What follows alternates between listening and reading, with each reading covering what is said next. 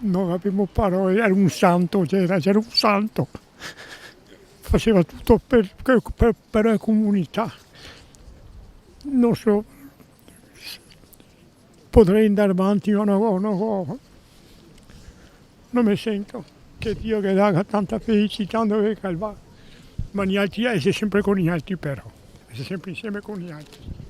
La scuola materna in cui prestava servizio come volontario è rimasta chiusa. Intorno alla bara e sull'altare i disegni dei bambini che lui vedeva ogni giorno.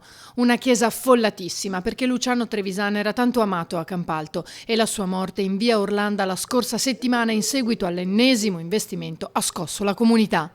Sono molto contento che lo abbiano portato dentro e in realtà i bimbi della scuola materna, perché lui era un bambino insieme agli altri bambini, sia per la statura, ma si confondeva facilmente, ma proprio per l'atteggiamento, per la semplicità, per la trasparenza dello sguardo. Luciano aveva 63 anni e la sua morte, in quella che viene definita la strada assassina, ha scatenato molte polemiche che oggi però lasciano posto al dolore e alla riflessione, così come le parole dovranno lasciare spazio ai fatti quando si tratterà di intervenire una volta per tutte su quella strada.